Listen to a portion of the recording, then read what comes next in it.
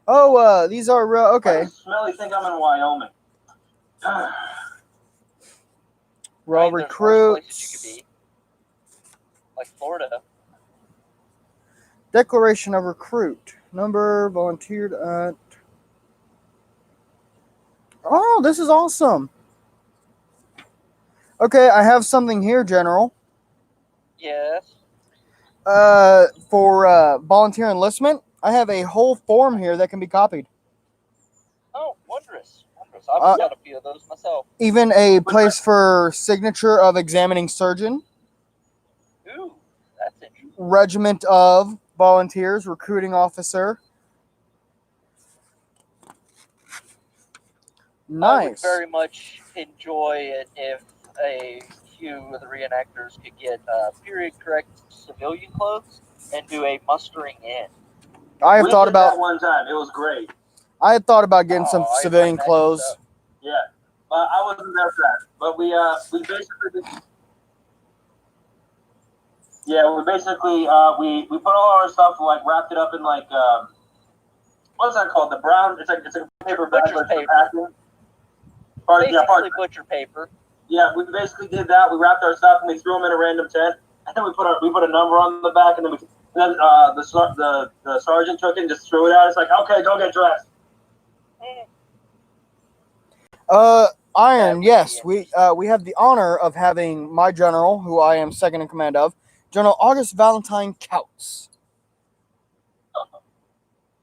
or Old Yeah, Dutch, as we boys like to call him behind his back. And yet I still outranked him.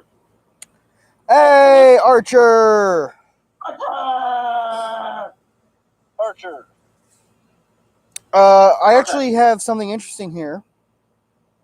Okay. Under the recruitment, there was a song composed during the war entitled "Raw Recruit," sung to the tune of Abraham's Daughter, and this is his Billings' words, which I am wholly unable to. Is that Wholly? I don't know.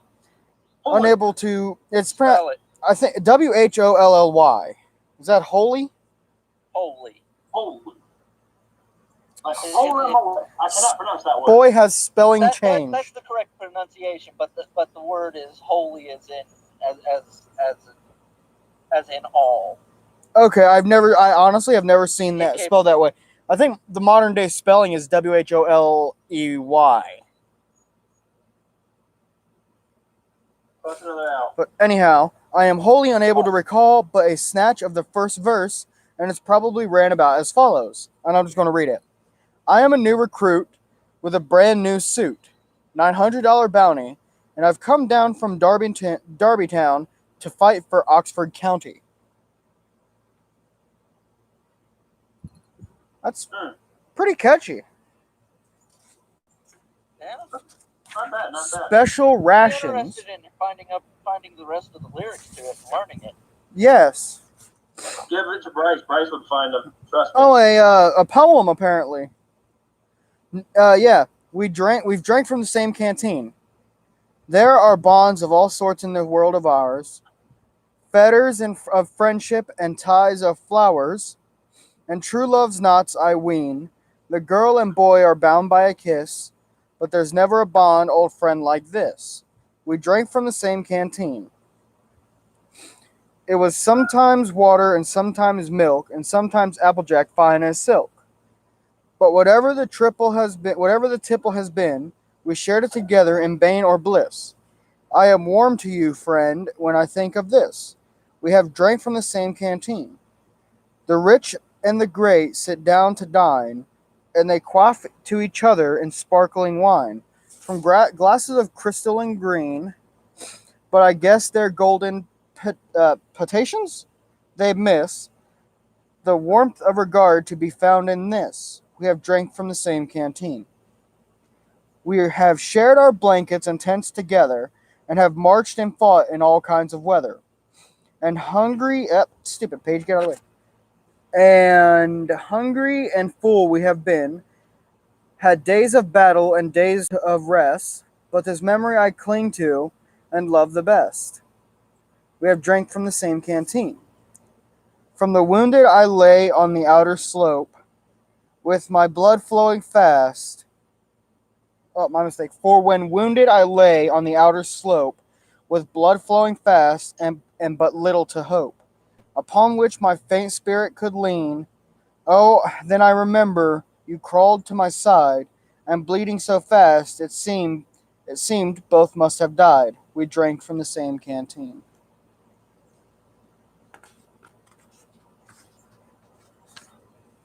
And there's even a visual, which is very sad. Sadness.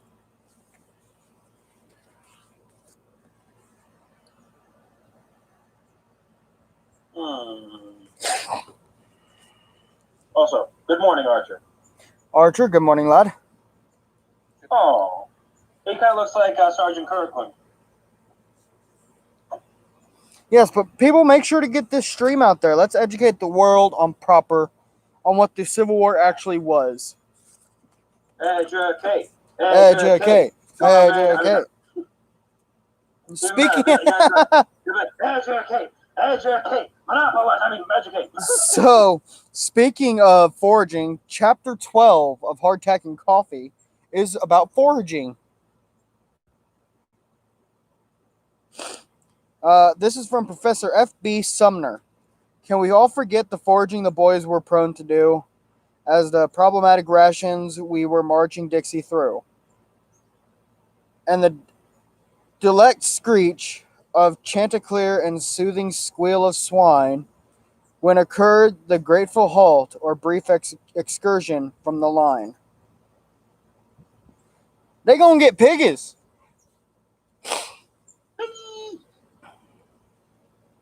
No, I did not shave a week ago. I had it trimmed up for dogwood. The girl, I'm gonna ask her to do it again tomorrow because I need another trim. It's getting all scraggly. You know what? You know what's funny though? Ever since Bray shaved, he looks like a discount Harry Potter. Are you kidding me? Discount Harry Potter. That's also his nickname. That's his official nickname. So, okay. Here's something that we can never really get a good idea of. Well, I never have. The price of sutlers at the time. What they would charge? I get a pretty good thing of that. Here we go. East expensive. Here are a few prices paid by people in Richmond during the later part of the war in Confederate money. Potatoes, $80 a bushel. Chicken, $50. Shad, $50 per pair. I believe shad is a type of fish. Beef, $15 a pound. Bacon, $20 a pound. Butter, $20 a pound. Flour, $1,500 a barrel. Meal, which is like cornmeal, $140 a bushel. Wait. What else could meal mean? Cornmeal, rice meal. But they're talking about it in a bushel. Yeah. Probably the unprocessed stuff. Or, like feed meal, you know? Okay, understandable. Grain.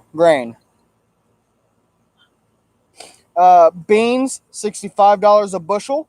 Cowpeas, $80 a bushel. Hardwood, $50 a cord. Green pine, $80 a cord. My mistake, hardwood was $50. I think I said $500. A dollar in gold was worth $100 in Confederate money.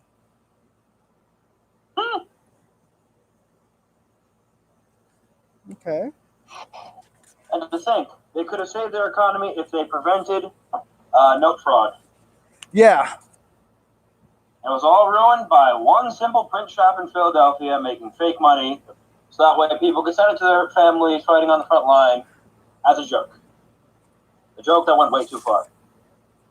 Hey, you know what though? He dabbed, yelling, got him. And he made a lot of money off of it. Yeah, he did.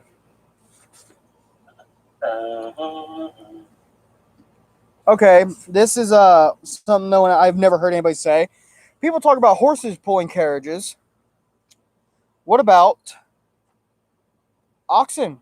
No one ever mentions, hey, it's always the people ask, oh, what'd you do before the war? People always say, oh, well, my family dealt in horses or something like that.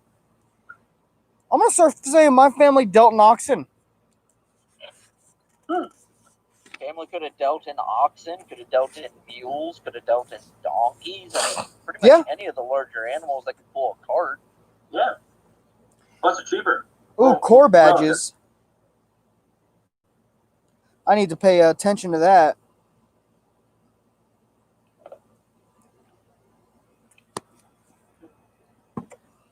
Ooh, Red needs something to drink. Again. Honestly, I say if it can pull a damn cart, it's good enough for me. What? If it can pull a damn cart, it's good enough for me. Here's Matt pulling a cart. I'm good enough for me. I So I was can see like, hey, that. Matt, do you want to buy oxen? I got this. I got this. This 1,700-pound cart here is nothing.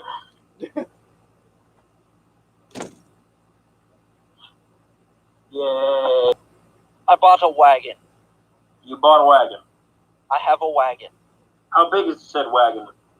It is a 2-goat wagon. So 2 goats can pull it? Yes. Good. Which would have been something that could have been, confiscated by an army to use to haul supplies in any capacity. You gotta move supplies at any rate. They could probably carry a thing of muskets, maybe. Oh, you could carry a couple crates of musket. Ah. Was it a reproduction or was it an original? This is a handmade one in the probably 70s with original parts off of a salvage wagon. Ah, okay. That's not bad. No, hey, and I bought it for under $500. I'm going to get it painted up right and stenciled on it, and I'm going to bring it to reenactments just as a display piece. Either that or buy some goats to pull it. I don't like it. Okay. They're pupils, man. Have you ever seen a goat's pupils? They're okay. They're rectangle. Yeah, that happens. It's so freaky. I don't like it. You would hate Lancaster, PA, then, because there's a lot of goats. Oh well, I mean, as long as I don't have to, get up close and personal with the goats, it's okay. Oh no. They're like house pets. They're everywhere. I like Well, goats. good for them. I'm getting a skunk. Hey, Red. Okay, Mamie, you can take care of the goat. I'll raise the AIDS, baby.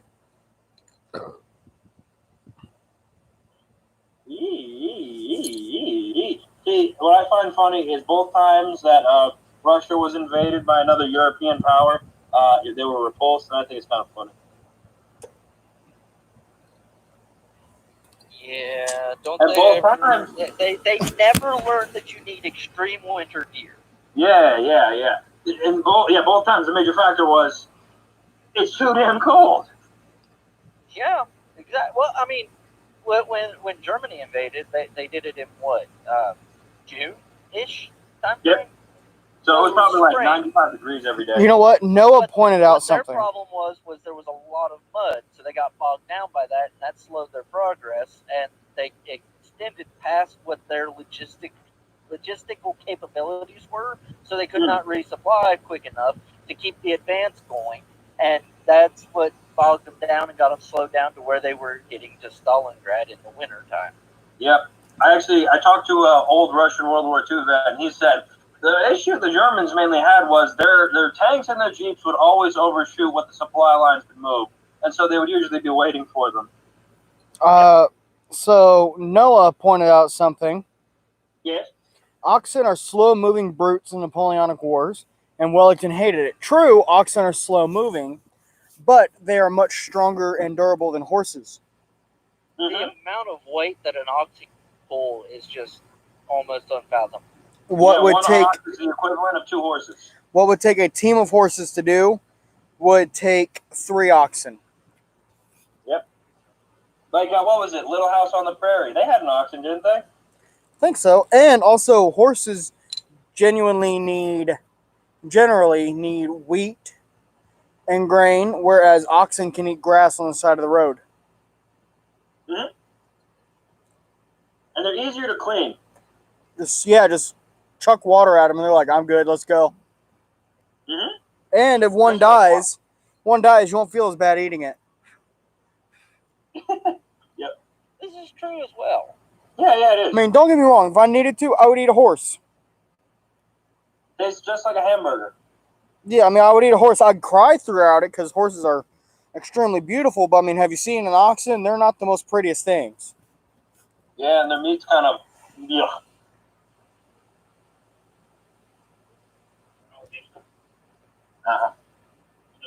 I'll take an ox any day though. Ox is because honestly, especially if I'm not in a rush, I'll go oxen. Someone asked me the other day. It was on Reddit. Would I take, say, an AR-15 back in time to the Civil War? I wouldn't. No. I mean, think about it. You know, you got a line of muskets firing. Okay, that's normal. But then you got a guy going pop, pop, pop, pop, pop, pop, pop, pop, pop. One. Oh no, the Henry has evolved. One, let's say you run out of ammo. You have no way of making more. Yeah. Two, you're going to become a target real fast. Those snipers will be looking at you. Oh, yeah. Confederate sharpshooters, Yankee sharpshooters. Like, hey, that guy, he's got a super repeater.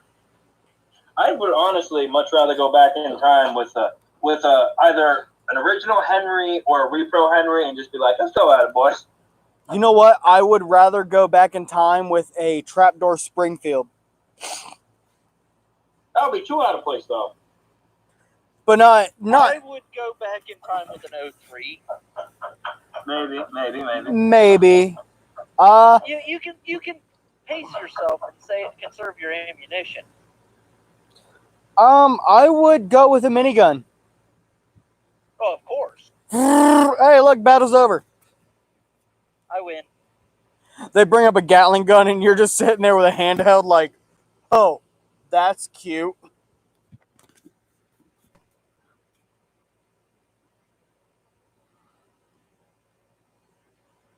This is true. No, a lot of Yankee sharpshooters were Native Americans.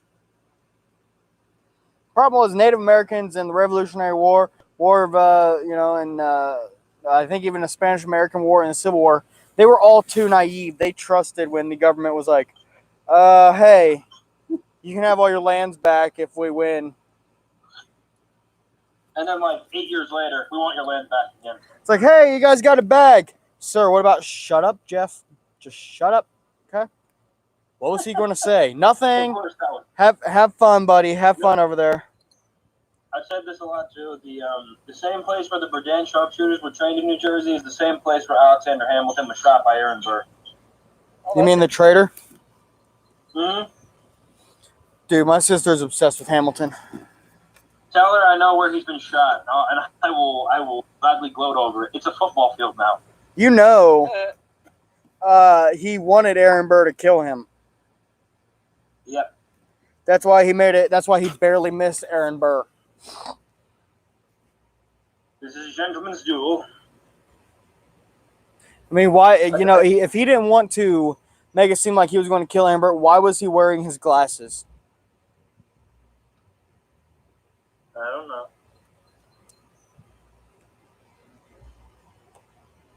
You know what else is funny? A lot of things. Well, Aaron Burr, who was vice president at that time, shot Alexander Hamilton.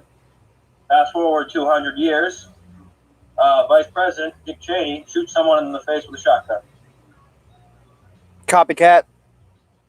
Yeah. So I think next 200 years, we'll have another vice president who shoots someone. I don't think we're going to have to wait that long. Oh, yeah, no doubt.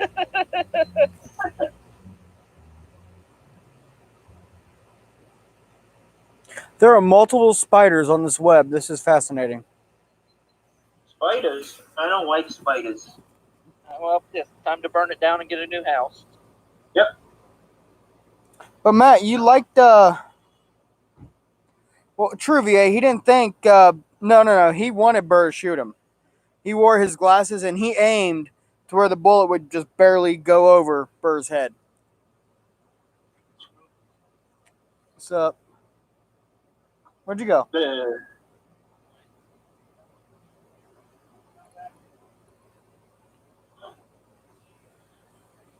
So let me tell you about my friend Janet. Who's Janet? I don't know.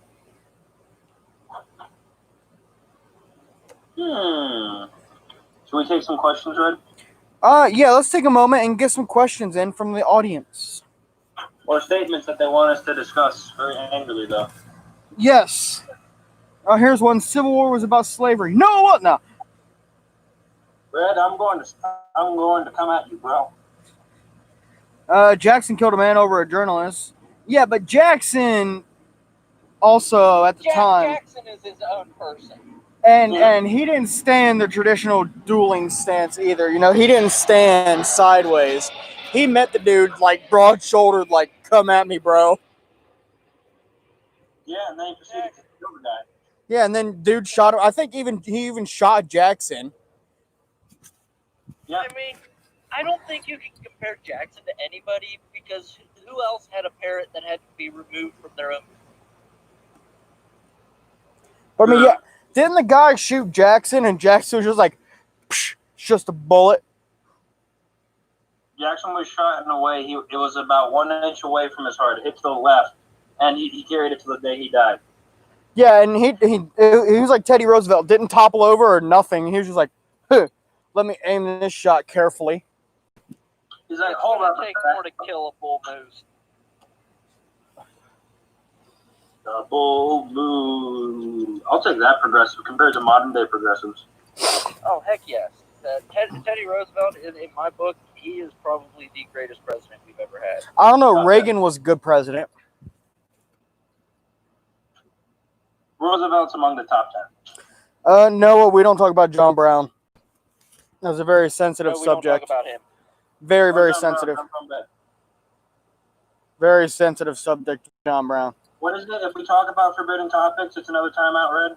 Yes, but no, I did not know. You know, we need to post that so people know what to talk about. So it's not a surprise. I'm hopping out of the sun real quick. So it's not a surprise when it's like, hey, that's a forbidden topic. Time out, you go. We do need to establish the forbidden topics. We'll address it later. Yes. But we know our limits. It's been retracted. No, it is okay. You did not know. That was a fault on our part for not. Let's go ahead and do that. The two main things that are forbidden are Attaché, because he is a false history spreader. He is a Confederate hater. In his opinion, he agrees with what they teach in schools. North good, South bad. Yes. Boo. Bad. And he also thinks, and he thinks reenactors are stuck up. Yeah, he thinks that we're stuck up a-holes because a reenactor. I'm trying to get this position to where you guys can kind of see me. Wait, tilt it down a bit more. There we go. Y'all can sort of see me still. Wait until the sun goes down and it'll all be good. Yep. But he wore an impression at Gettysburg doing a first-person impression. He had a infantry frock coat with sky blue piping around it, which was discontinued in '62. I believe he even had what kind of hat did he have on? Slouch hat with a slouch hat with cross swords on it, with cross sabers. With cross sabers, he had an infantry shoulder board. So he had artillery cords. Yeah. Was it an artillery cord? I think it was an artillery cord. Yeah. And it would have been one thing if he was like, "Oh, I'm a scavenger" or something, and I scavenge. But doing a first-person impression of somebody, and then complained when people called him out on it. Yeah, that'd be like me completely shaving and going, "I'm Stonewall Jackson." I think he was going for a general look. He also he just wanted to cover all of his bases, huh? Yeah, I am the ultimate officer. I command everything. Well, you know, I'm sorry for the shaky cam, y'all. I'm just trying to get. You know what? Right there is good. A silhouette of red. I'm fine with the silhouette. Yeah, we also don't mention John Brown because that's a very sensitive subject. We could talk about it more on Discord. Which is always open, and there's always someone on there. Always, it's usually Matt because dude can stay up like for 48 hours and take a 3-hour nap and be good to go again. Yeah, usually me and Bryce are on there to talk that stuff, you know? One thing we will definitely hound you about is saying the Civil War was about slavery. Bad. That just goes back to South bad, North good. Yeah, like the video he made about, what was it? Gods and Generals. Clawhammer, the supposed tyrant of the Confederacy, because he apparently, there are no proven accounts, however, he was like one of the most brutal cavalrymen of the war. Like he killed like 180 of his own. Like he killed 180 of his own men for no reason. There's no evidence to back that up, however. There's literally like little to no evidence to back up anything he did.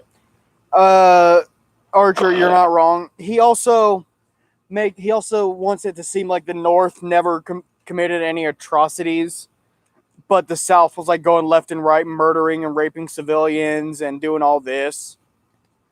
Yep. I mean, all you got to do is we've moved on to Mr. Brown. Oh, and if you want to say that, all you got to do is look at Sherman burning Atlanta. Yep. And then General Order 121, destruction of property that could be aided in the Confederacy war effort.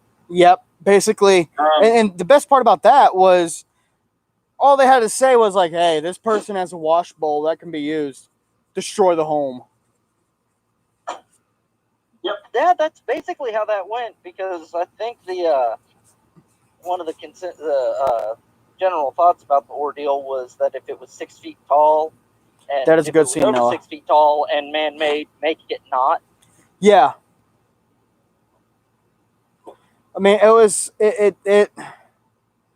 He's just dumb all around. He bad. Right. Hiss. Boo. Hiss. I wonder why Georgia would still hate Sherman. Why? He never committed it. He never did anything wrong. No, not in the least. No. It was all those dirty rebs. That's right. Yeah, they left the country. Now, you know what? At reenactments, you will always hear... And all the generals are traitors. Yeah. Like Lee, Duke should have been hung, not let go at Appomattox. He should have been hung. Yeah, Ely Parker should have just, clobbered him in the side of the head, knocked him out. Then they could. I mean, Grant should have just hung him. Grant should have just strangled him with his bare hands. That's how it should have happened. Exactly. Yes, no, it did. But let's see. Is there anything else that we should talk about that we're not supposed to talk about? Yeah, that we want to try to avoid. Like, we're all for teaching all history, but it's YouTube. So bad things will happen. Yeah, for teaching proper history. I'm sorry.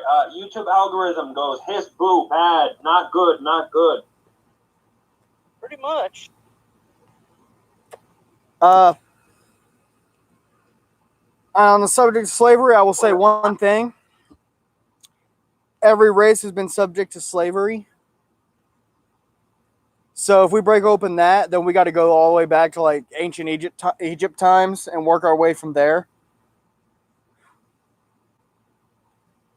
Before ancient Egypt.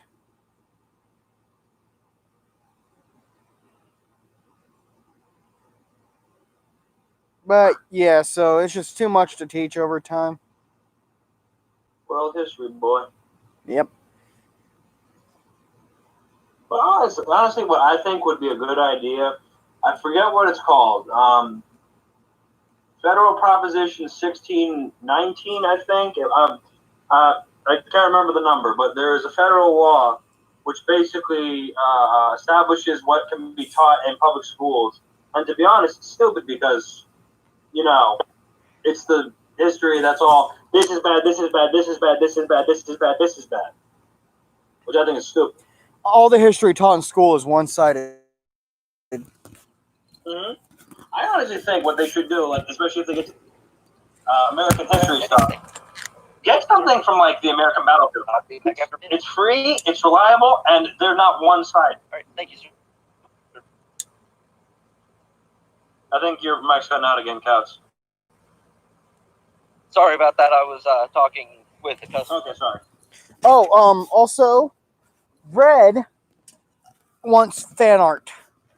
Red wants fan art. Yes, I'm thinking of, because I got more. I'm getting more video ideas put together because, you know, summer's coming to an end, and I'll be able to do a lot more stuff outside without looking like a sweaty pig and getting all nasty.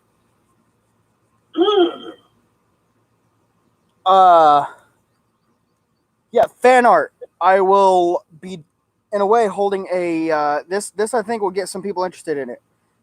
Fan art contest. All are open. You know, everyone is welcome. Even if it's just Red sitting here smoking a cigar or whatever. All is open. It's open to everybody. And each week will be a contest winner. And he will be featured either on Or she.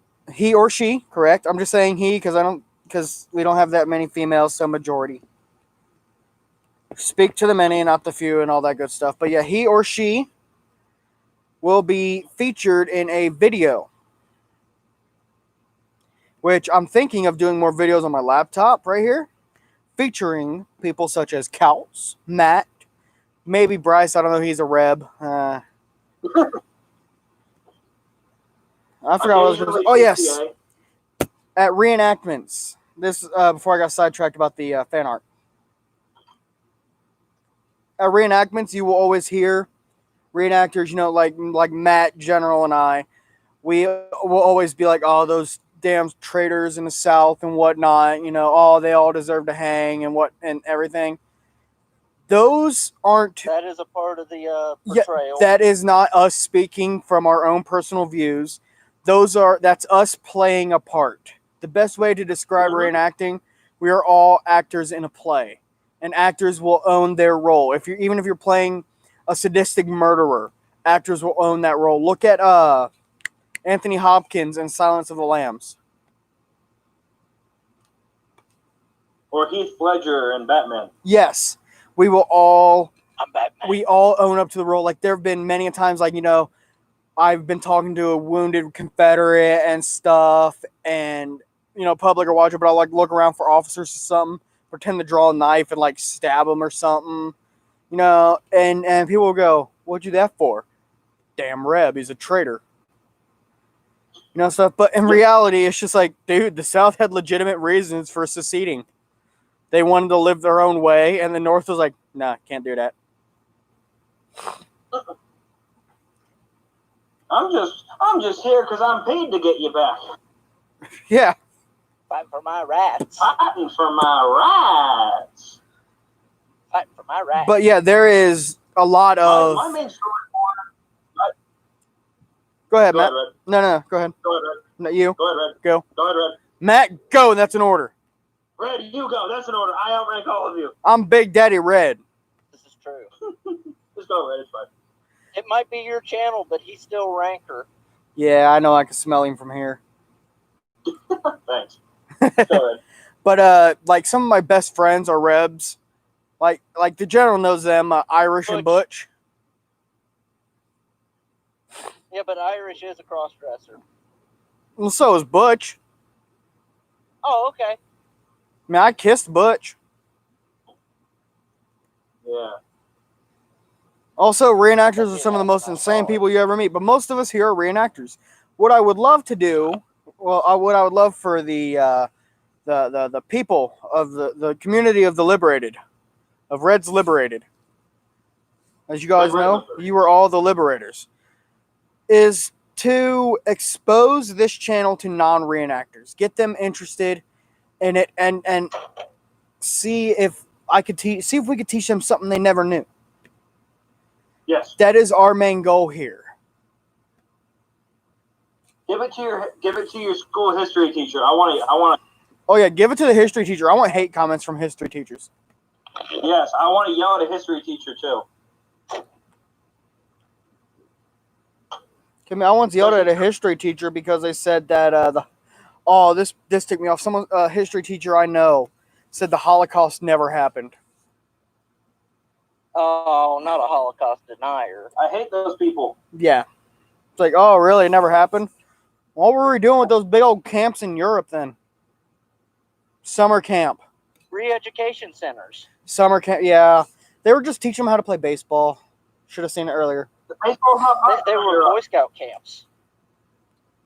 No, I know where this is going. If we don't stop down this road, this channel will be in serious trouble from YouTube. No. That was the only that was the only reference that I was making there.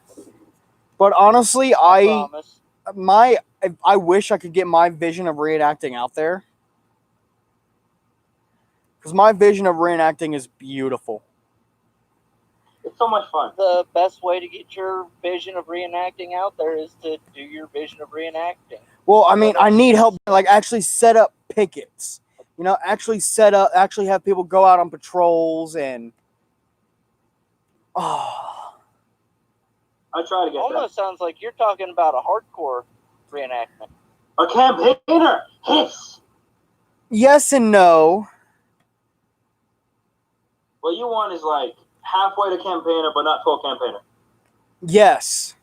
Like I modern... want a wonderful mix of campaigner, mainstreamer, and living historian. Which is kind of like what we got going on in the staff. I would also What like I'm trying for with the staff. I would also like a few farbs in between to yell at. But yeah, like, you know, I want, like, I honestly, General, I'm not trying to diss the staff because, you know, we've both worked hard on it and got it really good. Like, you've worked harder than me. But, you know, we've both worked to get where it is, and it's gotten great. We need privates. We need enlisted. We do need enlisted. Well, first we needed to establish the leaders of the staff, and then we can focus on getting enlisted. Can I sign up? I got recruitment forms. We should have enlisted guards. Do you want to join the staff, Digger? As an enlisted guard, sure thing. But, Matt, if you do that, I would ask that, you know, sometimes, like, you know, leave your top button undone. So occasionally, you know, like when public walk by, you know, like snap inspection and whatnot. I would be down with that. Or Like- even better, be like, give me your musket for inspection. And then be like, leg rust, get the hell out of here. Exactly. That's some of the stuff I wish more reenactors would do. Because that's... Have fun with it and play. Yes. Because those are the best things to do. It's like, you know, you give each other crap. It's like I said, like, you know, be like, you're there private, give me your musket for inspection. Give me your musket. Or, you know, this is like find something small or whatnot or make something up. And, weak hammer spring. Very first episode of Band of Brothers, remember that? Yeah. Except not on that level. I want that level, though. Don't be a Sobel. No. I'm not going to be like, there's rust on your trigger, son. That's it. That's it. Go dig a new latrine. How do you expect to kill Germans with a rusty bayonet? How do you expect to get out of Leavenworth with this? Yeah. But yeah, or Don't be a Sobel. and it was, I honestly think in Alabama, the Forest reenactment was one of my favorite ones because Austin, that young kid, General, he was awesome. He was a track runner, so he was already used to being extremely warm. We got him in wools, and the dude was, Settler's boy. huh? The settler's boy. Yes, Assistant. yes. Helper, whatever. Employee. He's a track runner, so he was in great shape. So we were like, "You want to be a runner?" And he goes, I was like, "Good." And you know, before he answered, I overheard it, and you could ask General here. I was like, "You're a runner. Congratulations. Welcome to the Union Army."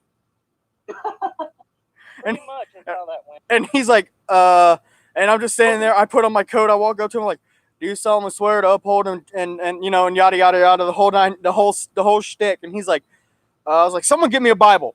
Someone randomly showed up with a Bible, and I was like, "Put your hand on the Bible." And I went over to him. He was like, "Yeah," and I was like, "Congratulations, you just screwed up so bad." Good job, Brad. Screwed up so bad. And like, oh, there's been so many times. Like, I've done that with kids, like little kids, and their parents are just like, "Go ahead, do it." Yeah. Like this one kid was like, "You want to fight for the Union?" And he was like 12, and he was like, "I suppose." Like, "Good job. You'll be getting shot at. You're going to carry our ammunition. You're a big target." And he's like, and his parents were like, "Bye." I had a 6-year-old like that. Noah, sort of, except he was actually running in between commander. He was running back to the cannon line, out to the infantry commanders, both like all 3 companies. He was running back and forth. I'm like, how is this kid not dead? He's a tough kid. Then another little kid, I had to give him some pointers reenacting. Like he started upending his canteen and drinking a whole lot. So I like got on one knee and I was talking to him face to face. I was like, "Son, I know it's hard to do, but you gotta restrain yourself with the water, otherwise you're gonna cramp up." Mm-hmm. I said, "I know and he was a chunky kid, and he's like, yeah." I was like, "I know, man. I'm a chunky guy too, and I know it's hard to control, but you just got to do your best. Take sips of water, don't down it, otherwise you're not going to have any for later, and you'll hate yourself then, and you're going to start cramping up." And he goes, "Okay, and he looked at me and goes, would you help me do that?" I was like, "Yeah, man, sure." Yeah, for the newer people, I just say whenever you see someone else, like if you say the whole company drink. Yeah. That's usually a good rule of thumb. If you guys just ran somewhere and you see everybody stopping and drinking, drink. Yeah, usually I sip. I'll chug like once during the whole event. I'm like, and then after that, I'm sipping the rest of the day. Like what we did in Dogwood was everybody drank 2 bottles of water before going out on the field, and we all took a couple drinks of Gatorade to help the electrolytes. And then we all had full canteens. Like I made sure I went around, lifted up everybody's canteen, and I went back in my old corporate ways. Someone said 4th Ohio, first call, and I'm waiting. Sarge was doing something, so I'm like, 4th Ohio, fall in. And I'm sitting there, and the Confederacy were already marching, so I'm like, 4th Ohio, load. See, I remember one time at an event. I remember we were doing the first call thing, and unfortunately, everyone's canteen was empty. So I was nominated as the canteen filler.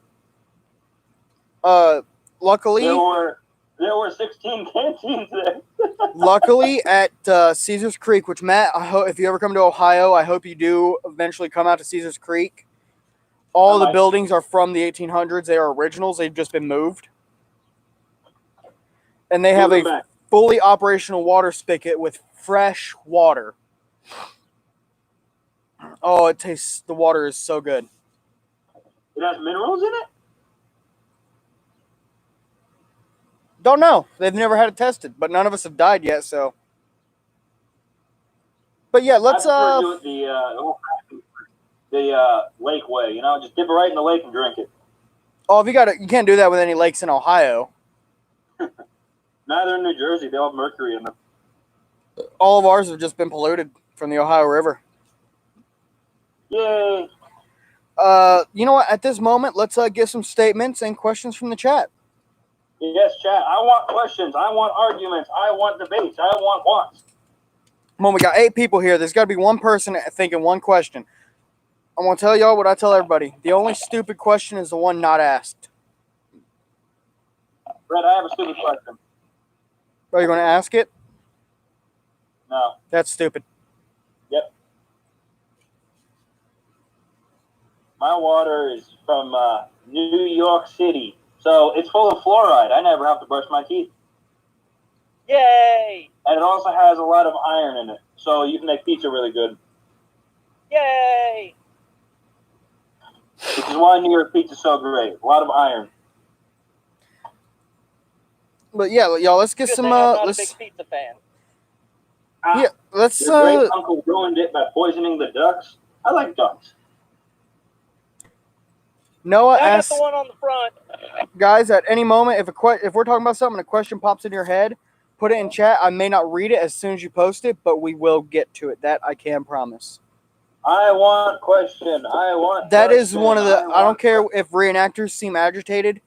We love getting asked questions because that's our job, answering questions. Yes, and we Yes, may that fight, is a but- real fire. Yes, we slept there. Yes, that is real food. No, Yes, we I don't actually use drink real from this bullets. metal thing. Yes, these No, are real there's no real guns. bullets. No, we don't use real bullets. Yes, those are real guns. Yes, that's a real baby. Yes, we are hot. Yes, we are thinking about how much we hate everything. Yes, I'm going to go sit in the air-conditioned house in a minute. No, I am not going to be sitting in the air-conditioned house tonight. Or what was it? Is that a real cot? No, it's not. It's a fake cod. No, we are not worried about any animal getting in because any animal that gets in are stupid. Yeah, and usually Because I'll I just get a go. new hat. VA, wear whatever you want, man. We'll outfit you. Wear something that we can identify you with. Oh, good. Oh, wow. Noah, good question. Noah asks, do you Civil War reenactors actually have musicians, and what type of musicians? Yes, there are musicians. Yes, I have heard full brass bands, fiddles, Mhm. banjos, even bagpipes, string bands. I mean, you got the Second South Carolina String Band. Yes, we That Civil is War an reenactors. actual legit band. Yes, look them up. They are Absolutely. great. We do actually have some. We do at times actually. The problem is a lot of the instruments are The extremely. drums are expensive. Yes, the drums are extremely expensive, so it's one of those things that you don't see too often, depending on where you're from. Like here in Ohio, I think we may have a couple bands that show up occasionally. And other places like let's see, we're at Alabama. They had a full brass band. I'm talking they had like 3 tubas, 2 trombones, trumpets, some other weird instrument I had never seen. It looked like a trumpet clarinet combo kind of thing, but it wasn't even like a saxophone. It was like a saxophone, clarinet, trumpet combo. And I was like, Nice. what in tarnation is that? I don't care. It's awesome. But just to tell you how rare it is for the Ohio units to have a actual instrumental group, when the general and I heard just a fife and drum playing in Alabama, we hightailed it over there. We were like, "Woo, there's music!" And you can ask the general when I heard bagpipes, I legit cried. I'm like, that's the most beautiful thing I've ever heard. So that's one of the instruments of my ancestry in Scotland and Ireland. A lot of people that play guitar and banjo, violin, and the like, they bring their instruments and they play the songs in camp a lot of the time. Oh yeah, in Dogwood we had another camp had a fiddle, a guitar, and I think maybe a mouth instrument. Okay. Let's see. Was that up there? Was that the 7th that was up there with you guys? Because I don't recall hearing. I think so. It might have been the 7th.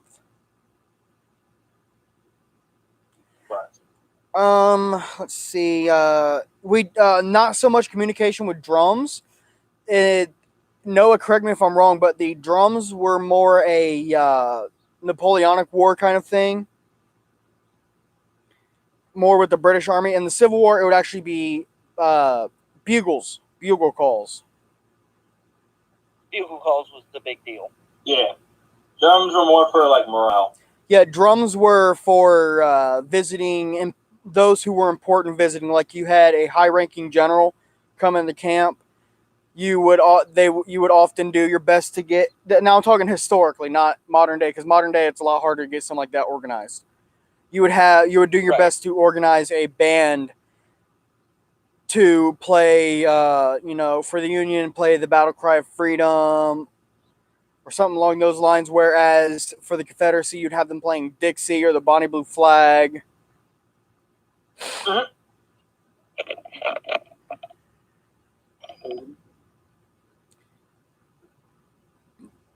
But all All right. reenactors carry the most important instrument of all: your vocal cords. There must be. There have been many a times when we sat around camp and just someone started singing, and everybody's like, "All right, I'm in." Sometimes the music is nice though. That's why I am learning to play the tin whistle. It's period correct, and it's something that a soldier would have had on him. It's not too big. It's extremely light. I would like to learn the harmonica, but that's a little harder. A Yes. mouth harp would be a wonderful item to have. General, did you hear young Mr. Grant playing his harmonica? I did not know. I was very impressed. He can play that very well. I believe it. And he's only 7.5, and he was killing it. Like Corey and I and General Grant, we're all just sitting there like, okay, yeah.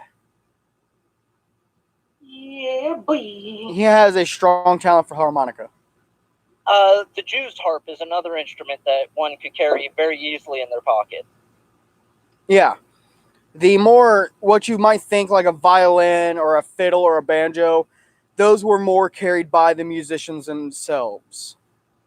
Yes. He did not play The Wizard by Black Sabbath, but that is excellent, VA. That is a beautiful, amazing little... You never think to hear a harmonica in a band like Black Sabbath.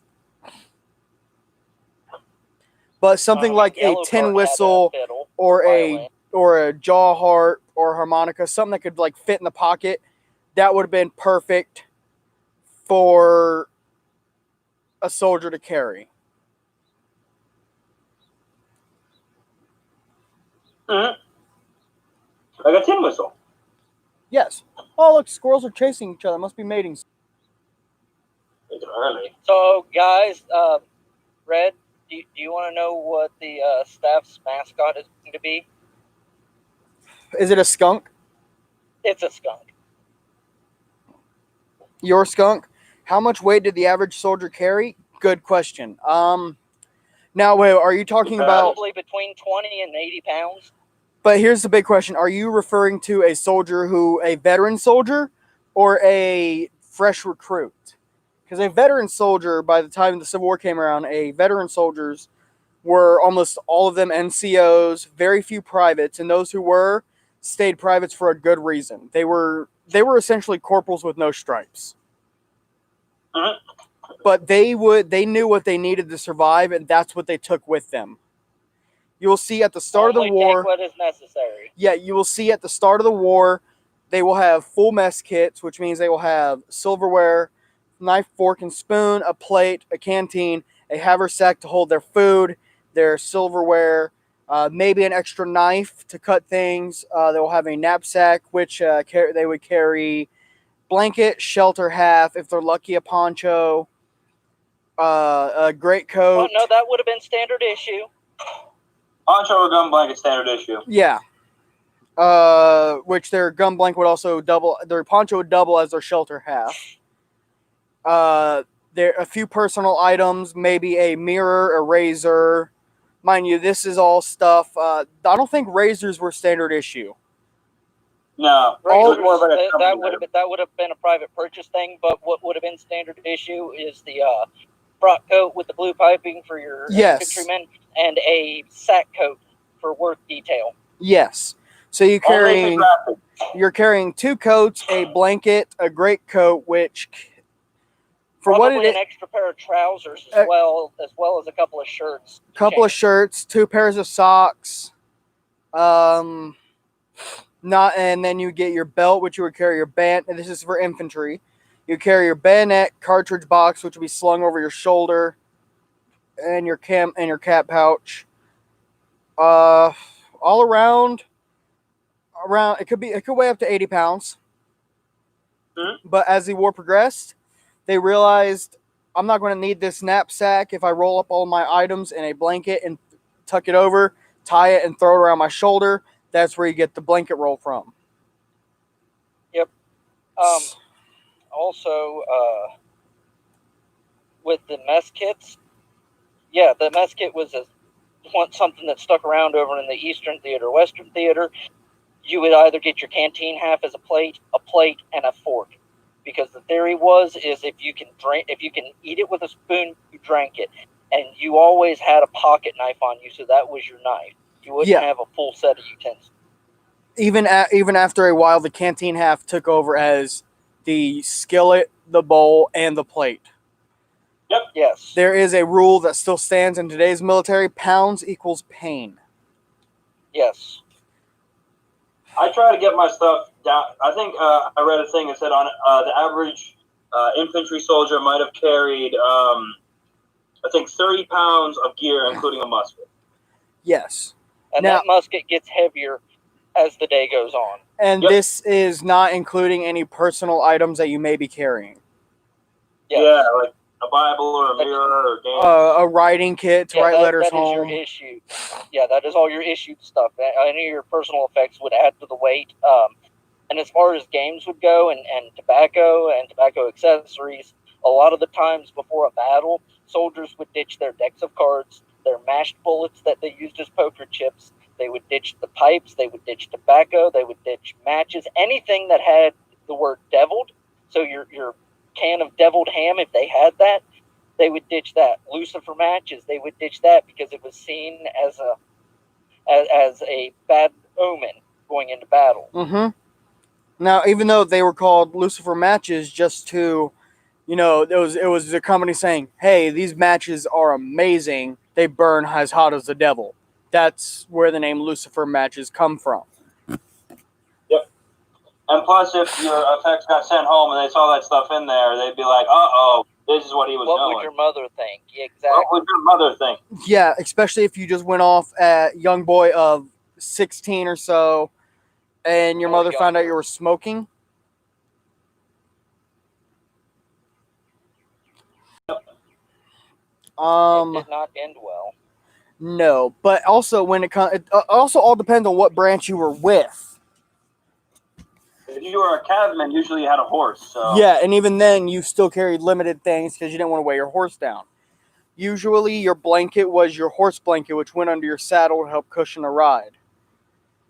So your blanket literally smelled of horse as you were sleeping. So then you ended up smelling of horse sleeping. Horses were also one of those things that were ditched before battle unless it was during a cav charge, because a horse is a very... I've talked to many of horse owners, and they've said that their horse is more a friend than a pet. Because a horse will get to know who you are. A horse understands who you are. They know what kind of person you are. So... how when you're talking to your buddy and he seems a bit, on edge, so you're like, "Oh, I'm going to leave him alone for a bit." A horse can also get that. So a horse would be like... And that'll spook the horse. Yeah, the horse would be like, "Oh, no, he's in a bad mood." So horses were considered an extremely personal friend. What was he? They can also be pains in the butt. Staff officers? I don't know too much about how the artillery did their thing. I never really see an artillery knapsack, though. Well, artillery, I think they got issued a lot of the same gear. They had the carriage. They had the carriage that could put all their gear on whenever they were traveling from battle to battle. Yeah. Staff officers, like the general and myself, there would be a wagon carrying our personal items, and then they would all go in the tent. So we... in a manner of weight. If we were not quartered in a house itself. Yes, if we were not quartered in a house. If it was like a campaign and we had to set up a field headquarters, all the stuff that we carried could easily equal up to 1,000 pounds. And what would you use for your field headquarters? Like a wall tent or just a regular tent? Yes. Wall tents, yes. Some officers, I've even heard some officers getting hospital tents. I have a photograph of couch sitting in front of a hospital tent. Yes, if that hospital tent was not being used, I would definitely move in. That's kind of why I want to get a hospital. You got a raised wood floor, so you don't have to worry about walking in the mud or rain. Well, now that would be more for the winter quarters. Winter quarters, you would have the raised wood floor, and you would also have wood down the wall. You had wood planks along the wall. I'm going to go get a drink again. You would also have a chimney Yes. poking out for a stove inside it for winter quarters. Mhm. Summer quarters is basically the same as your sergeant or your private. You would have your wall tent up, and then you would have straw on the floor. Now, just because he said that you would have a stove, don't get the idea that it was like a huge luxurious stove that he could be cooking bacon and eggs on. It was more. It was typically a very small stove that you could only really heat a pot of water on for coffee. Yep. That's the joys of it. And the infantry in their winter quarters, you usually dig down about 18 inches or so, or sometimes 2 feet, and you would build a fireplace out of mud, rocks, and whatever wood you could usually get for it. But the problem was sometimes your chimney would catch on fire. Sometimes you would die from carbon dioxide too much in the thing. Just regular ailments. Because you would not have proper ventilation. Yeah, we do. We actually had winter quarters set up at one place, but they had to take them down because they all rotted. But we had rope bunks, and we would line them up. You could fit like 8 rope bunks inside of it because it's deep. It's not dug into the earth, but the wood is so high that you can fit the bunks in there. But we only had like 2 in there. Usually that was my tent. But we couldn't have the fireplace. And if they do make it again, I'm gonna push for a fireplace. Another thing is that it was typically. I'm not going to say that it wasn't luxurious, but the winter quarters, it was easier to stay warm than it is now because of the fact that you had multiple sleeping, like for infantry, for enlisted, you had multiple people sleeping in a A-frame. So they would literally. You would have 3 to 4 people in an A-frame, not a shelter half. Sometimes 5, yeah, in an A-frame. In a shelter half, you'd sometimes have 2, and those men would maybe 3. You need to have 2 if you're going to do shelter halves. Yeah. You could put the 2 halves together so that 2 people can sleep under. The shelter half is really only fit for 1 person. Yeah, that's what I was saying. You had the 2 people with the shelter halves, and they would spoon each other. Which, a lot of people have the reaction of, oh my gosh, they would. Look at it from their point of view. It's either spoon together and like hold each other like lovers, or freeze to death, or die. So I'm sorry if you're against it, get over it, because come here, baby, we're cuddling.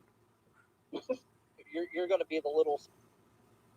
And they would periodically switch back and forth to maintain body heat, because if you're laying with your back out and someone in front of you, their back's going to be warm, your front's going to be warm, but their front's going to get cold and your back's going to get cold.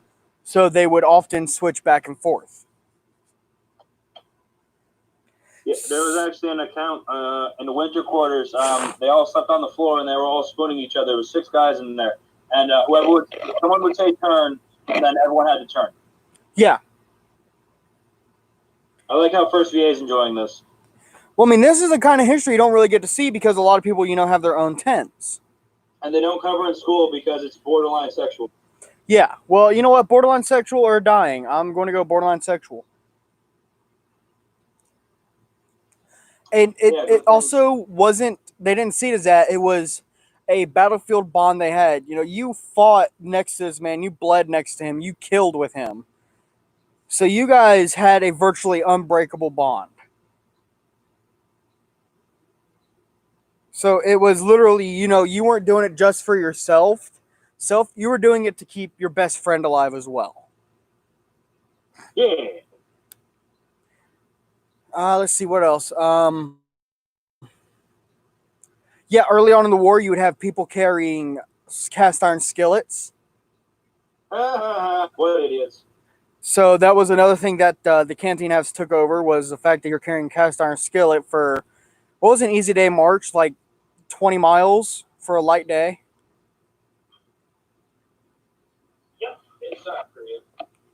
So, for those of you who have actually held a cast iron skillet, imagine carrying that and another I'm just going to lowball it, another 45 pounds of weight with you for 20 miles on foot in the hot sun in full wool. That cast iron skillet is going to become your enemy real fast. I was listening to Brandon F. earlier, speaking of the cast iron skillet, and they had a cauldron. This company or squad, whatever the detachment was, had a cauldron that they cooked their meals in, and it became this one person's turn to carry it. And they were marching to Spain in the summertime, and it was hot. And the guy was like, well, I've been carrying this for too long. Somebody else needs to carry it. And then they were saying, no, you haven't carried it long enough for it to be your turn. And he's like, well, screw it. I'm going to ditch it. And he did. How many armies had camp followers like Hooker? Okay, good. That's another good one. Many, A lot. yeah. I think it would be easier to list the armies that didn't, because often camp followers were wives of soldiers, Hookers. not women of ill repute. Fun fact: Joseph Hooker allowed hookers in camp because he thought it would relax the troops more. Oh boy, did it! Yeah, he did. Already. He also made sure that they were cleaned. I'm on the phone. He also made sure that they were so that they did not spread diseases to troops. Let's see. But usually, if you had a family with you, usually you were an officer. Enlisted men rarely had families with them. Yeah. But now on campaign, the officer's family would not go with them typically. True. No, They would when they went on campaign, the family would stay behind till they got to where they were going, and then the family would return with them. a lot of the camp followers were merchants, settlers, traveling merchants, who would carry a lot of the things that soldiers would buy for like creature comforts, like soap, tobacco, maybe a new pencil to write home with or draw Some with, extra rations. Powder. Yeah. Great coats. If yours got destroyed, they'd Yeah. be very expensive. Well, usually you ditch your greatcoat in the summer. What my understanding on the greatcoat was already, thank you. My understanding on the deal with the greatcoat was that it was issued, and then after it was issued in the summertime, they ditched it, and the quartermaster following behind would actually pick them up to reissue them later. Yeah, sometimes, but the settlers would actually sometimes get to them. Yeah. So would get to them first and then sell them back. They would sell them back, or they would keep them, and then they would say in winter encampment, would you like to buy a new one to replace yours? Yeah, when in reality, it was the one they got rid of in summer that they had never used. They're like, wait, this was mine. Not anymore. Barbers, blacksmiths, and stuff. I don't know about blacksmiths because of the weight and the entire forge setup that you would need. It's not like today where you can have a mobile crank forge. Well, they would have. I do believe blacksmiths did follow units around because, like with artillery or cav units, you would have to have, a farrier. Yep, you would. But they would often need to source. They would either have to go all day with the wood forge, or they would have to look for coal. Yeah, barbers. Your barbers would usually be your comrades. Yes. Or the company might have had someone who happened to be a barber in it. Yes. Yes. What were some of the things? They didn't have specific people to be barbers or something like that. Yeah, it wasn't like, hey, Michael, you're designated camp barber. It was usually in your tent, and let's say it was Matt, the general, and I. We were all three enlisted, and it would be like, hey, Matt, could you come over here and like shave my head for me? It's getting real hot. Yep, I got it. Yeah, and then he Put would my hair back for me. I can't get it all. or hey, we got a big inspection coming up. Could you come help me trim up my beard or something? Yep. Archer has a good one right here. Yes. What were some of the things soldiers would do to pass time while not on the march or fighting? One of the big things was drill. Drill. Poker, gambling was a big one. Because cards were easy to carry. They're extremely light. They also had cockroach races, which they would get a cockroach, put it on a plate, First cockroach to find its way off a plate would win. I'm gonna do that one. Cockfighting, Acapella groups. right letters home, baseball, Baseball. Without gloves. except for the catcher. He had his own variation of a glove. They would often use sides of parts of meat. Yep. And But- it's a gentleman's game. If you cause havoc or you protest what the umpire is saying, you will lightly debate it. However, if you raise your voice, you are thrown. Like if Matt and I were playing, I wanted to dispute what the call Matt made. If he was the umpire, I'd be like, I don't think that was correct. And if we had like a civil dispute about it, it'd be like, okay. But if I'm like, oh, you're completely stupid, that didn't happen at all, I was like, dude, just get out of here. The umpire would throw you immediately. Yeah, and if you protested that, even players from your own team would get on you like, dude, get out of here. You're out. Yeah, There is no. You don't lose your noggin. Like these modern day sports, you see these people like breaking bat racks and stuff like that. If you did that, the umpire would eject you right away. And in that case, it would probably get violent because it wasn't like today where it was an easy replacement. It would, like if you broke a bat, it was like, oh, this guy. Yep. And ball on a second bounce. If you caught it, it was out. Yeah, that was to help refrain from hurting your hands while catching a fly ball. So that's where you would see, if you watch a lot of people play Civil War baseball today, you will see them follow it down, drop to their knees, wait for the ball to bounce, and grab it. So they wanted to get to as low to the ground as possible to prevent it from getting that second bounce. Yep. And Um, usually your uniforms are a lot nicer, a lot cooler.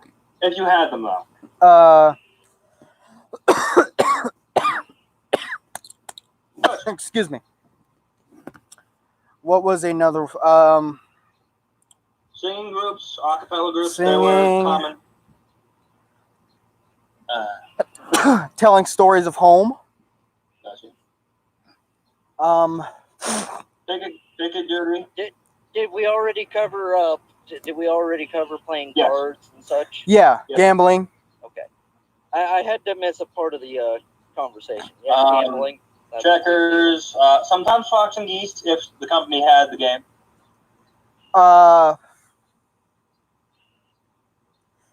And if you weren't drilling, more than likely you had a lot of the card games and stuff like that were reserved for later on in the day, like way later. Like now, you would still be drilling. This time of day, it is. For the, during the day, you drill. That's all Yeah, there is. yeah, you drilled, and when you weren't drilling, you were either digging something, Building something. building You were something. on work detail. You were getting your men. If you were a sergeant or a corporal, you were getting your men ready for inspection. Maintaining your uniform, patching any holes, polishing buttons. Basic duty. A lot of Also people very think important. that because you were out in the field, you weren't required to do this. Like, oh, men were all dirty. No, they wanted them to look like soldiers. They didn't want them to look like a band of ragtag ruffians. These men were soldiers. They're going to look it. Yeah, I used to reenact with a guy where literally, if you didn't polish your buttons, he would make the weekend like so bad for everyone. It was at those moments, like the general said, during the daytime you drilled, and if you weren't drilling, Yep. you had other duties, whether You it were be eating. If you weren't eating, you were Picket. on work detail. If you weren't on work detail, you were drilling. yeah, Yeah. you were always doing something. It was not like you see at events where everybody's sitting around lounging. Everybody was doing something, even if it was, file the mail for the general or whatnot. I'm just using that as an example, or run these papers over here, which was usually reserved for his staff. Maintaining your firearms. Which is also very important for ordnance sergeants. Yes. If you didn't keep track of your stuff, then the ordnance sergeant would actually get in trouble. Even the artillery, a lot of people think, oh, the artillery, they have those big guns. How do they drill? They drill the, excuse me, wow, something in my throat. they would practice their formations and rotate often. That's what they would do. Yeah, they would go through the drill of, loading. They have test primers. They have test primers. They would do those too. Yeah. They would put them in and practice with them. You had hand-to-hand combat training.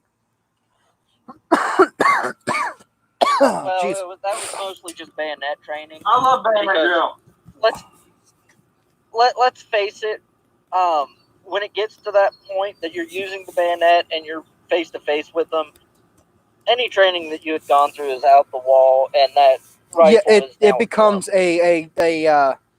as put in modern terms, it would become a street fight. Whopping stick. It would become a street fight. You found a rock, you picked that thing up, and you beat somebody over the head with it. If you found a big stick, dude, you just found a club. Something as even as something even as simple as a boot off of a dead man could be used as a weapon. Yeah, I'd use a Brogan. I mean, that's got a nice hitting edge. Oh yeah, I would use if I found like a dead officer, I'd take his boot off. He's got those heel plates. Yep. I got heel plates on my shoes. I'd take off my own shoe and beat someone with it. Oh yeah, it became a straight up street fight. People were biting, gouging out. Like you see in Hollywood, everybody fight with bayonets. Nice clean kills, maybe a pistol wound, maybe getting shot with a pistol, stabbed with a sword, maybe the occasional strangle. But when in reality, it was you were biting, scratching, doing anything you can to survive. Even, what we might consider low blows today, like kicking someone between the legs. Oh, that's a low blow. Well, in a fight for your life, there is no such thing as a low blow. There is no such thing as a clean fight. You're fighting for your life. If you're going to fight There's a no clean such thing as fight, a fair fight. yeah, if you're going to fight a clean fight and fighting for your life, more than likely you're going to bite the dust. You're going to be the one who's killed because the other guy is like, I'm going to do anything I can to survive. I like the joke first few ages. Yeah, I would use my wait a second, no shoes. Dang. See, honestly, if it was up to me, I have nothing. I would pull out like my utensils, like I eat with. Oh yeah. The knife I have is pretty fucking. Sorry, I cut Language. myself before I said it. I cut myself. Okay. Yeah, even a spoon to a throat. Yeah, I'll use a spoon. I'll gouge someone's eye with a spoon. You know what? I would even use a detached bayonet. Mhm. Yeah, there I were said that the bayonet had to be fixed. Yep. there were no rules of engagement. Like you see two people fist fighting. The whole thing's not going to stop. Like, hey, whoa, they're not using their guns. They're not using guys. It's like, hey, you want to come at me, boy? Let's go. It's like, hey, you want to come at me? Yeah, I don't have anything. Sounds like you came ill prepared. I have a brick. What do you have? I got a gun. Let's see what happens. Yeah, you take your chances, throwing the brick at them, maybe distracting them, running up on them. What? And then, you attach your bayonet to your M1897. Oh, never mind. Good job there, Red. 1897. Wait a second. It's only 1860. You'd pull out your old Remington slam fire shotgun and But yeah, you would even if you found a broken musket that fell and somehow managed to the butt broke off. I'm gonna pick up that musket because it just got a whole lot lighter and easier to swing. And it also got a whole lot more stabby. Oh yeah. But even the butt of a I'm not musket. opposed to picking up a enemy's rifle system. Oh yeah. Time out, guys. Okay. Ow, guys, hold on. Oh, I gotta cut. Ow. General. We're here.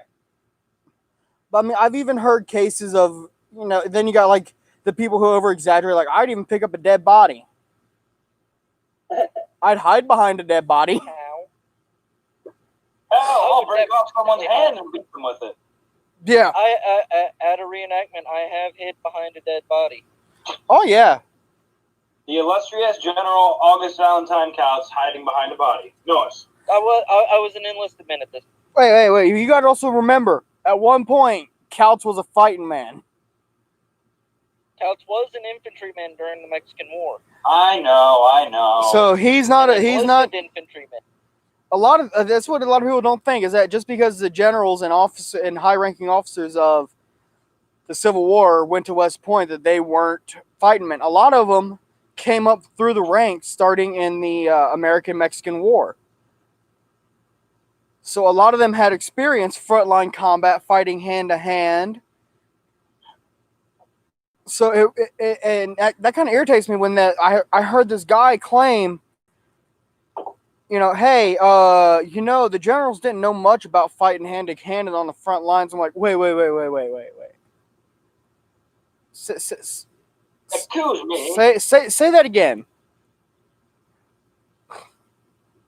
Why don't you come down here and say that to my face? They're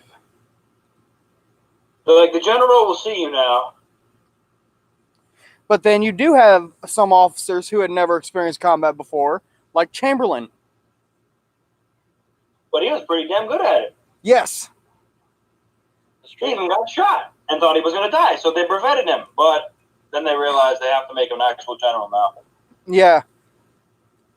They're like, keep on bringing on these questions. These are great. I like how Jeff is here now, and Wingman, and First VA, and I think he's got a family. I want a family. Matt, I am your family. Okay, I'm good with that. Yay! Yeah, what am I? Chopped liver? No, you're a general.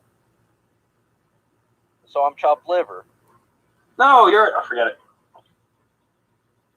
No, you're kielbasa. Kibasa. He's cabbage. No, because he's German. Kautz is German, so he's a Vienna I'm Schnitzel. Brussels sprouts. Now, how good friends was Kautz with Siegel? Not sure. I'd have to do a little more looking in on that. Because Siegel was very well respected by his boys. Well, I do know that Kautz and Sheridan were very good friends because they went to West Point together. It was Kautz, Sheridan, and who else? That was like the little trio there. Oh, who was that? I can't recall off the top of my head. Sherman, wait now. Yeah, there was many times Sheridan and Kautz were like, oh, there goes Sherman burning stuff again. Yeah, we're just going through the valley stealing everything. Here comes Sherman running up. Guys, look what I just got. Where'd you get that from? Hey, a building's on fire. I had nothing to do with that. Questions. I want questions. I want questions. I want questions. I want questions. Walk in one hand and poop in the Even other. if it's not period Civil War stuff, I'll answer it. If you want to know stuff, Ask the Farb questions. ask questions. Yes, I am friends with Brandon F. I goes to fight with Siegel.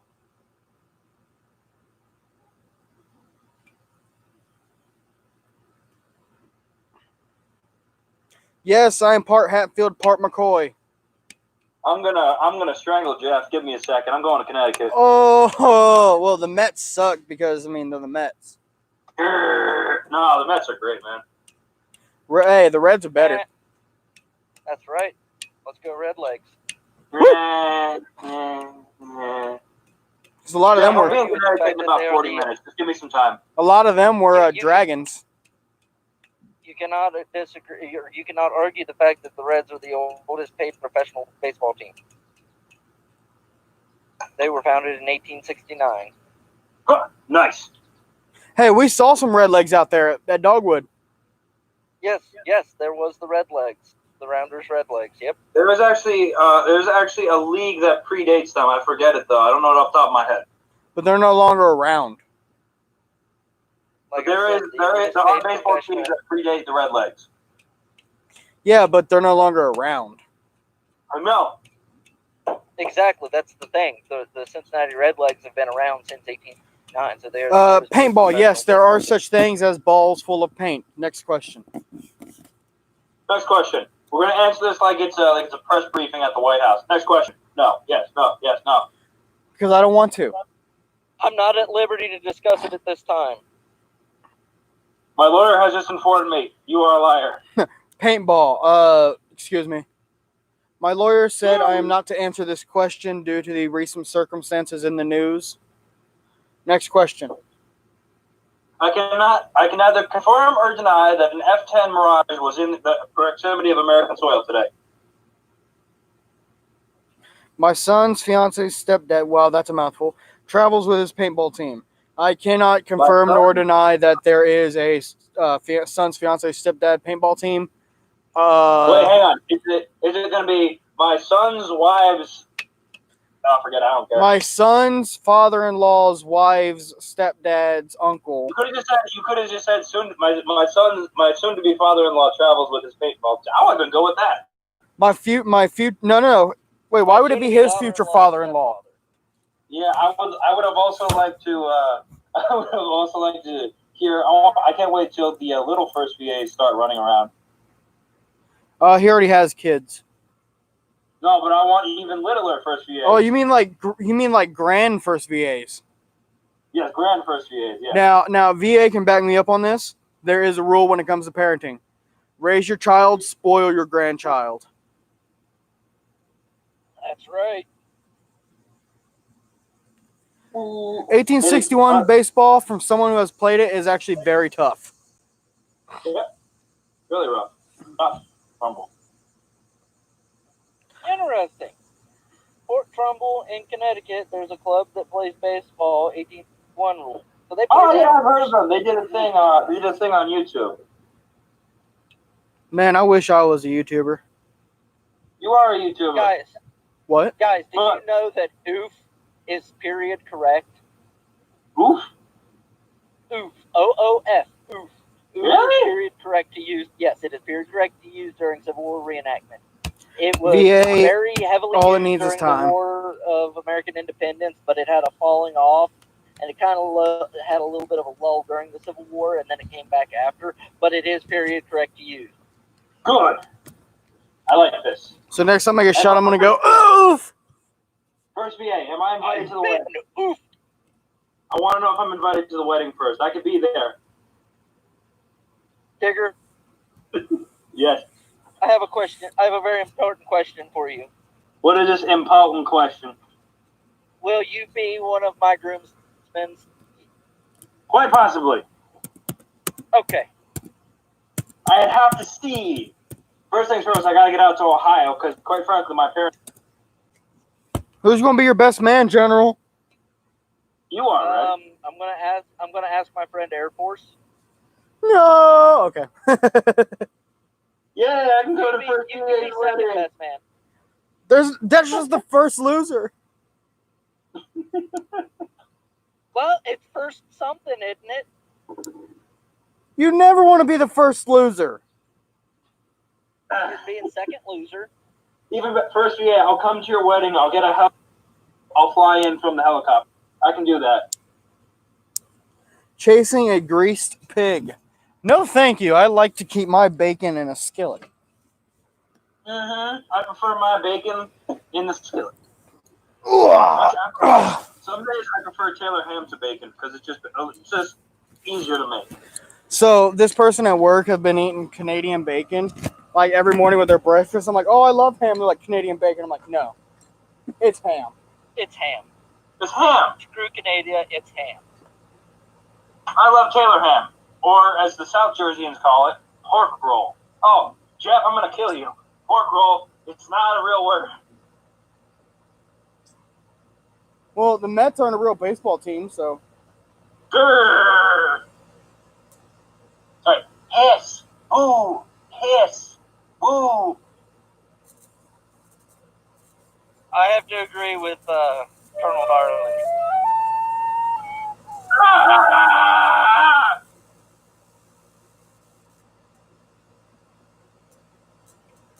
Jeff, I like Taylor ham and the Mets. But I'm totally swinging away from the MLB after a recent stance on certain American ideologies.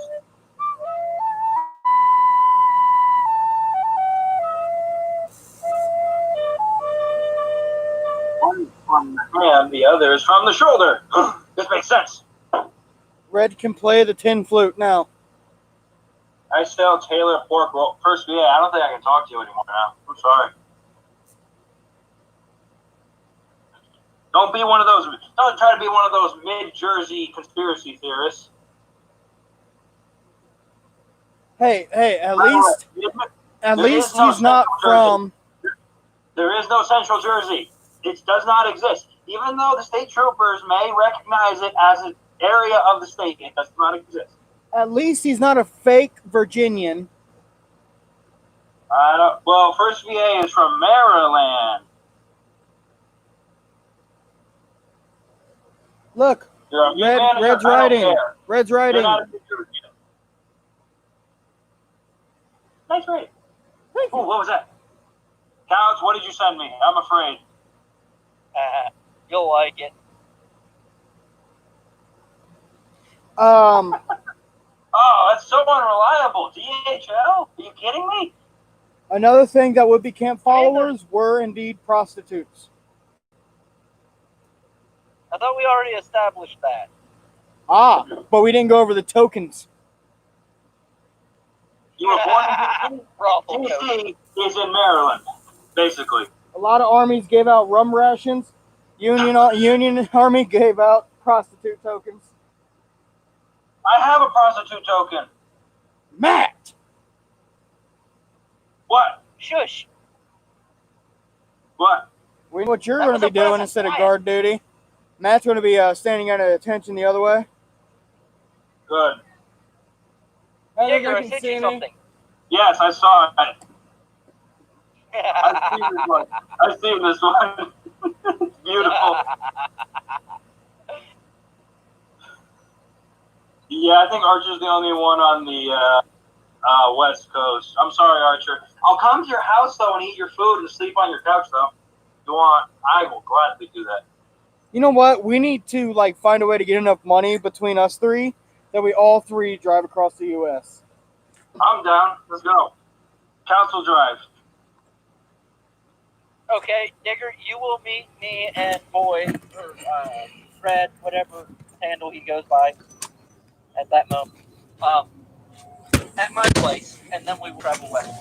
Yay! Pork roll party. You need Taylor ham. There is not.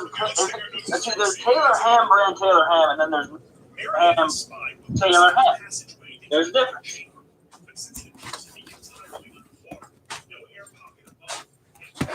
Also, do you say sub or hoagie? I say sub. I say sub.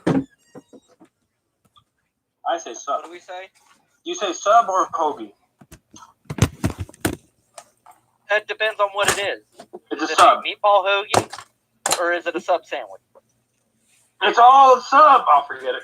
I'm not gonna do this right now. Not if it's a meatball hoagie. But don't you call them grinders? They're not. No, that's Jeff's thing. That's a Connecticut. No, grinders are your teeth. Grinder is That's right. also the app you do to meet people on. Matt, you're pretty quick with that answer.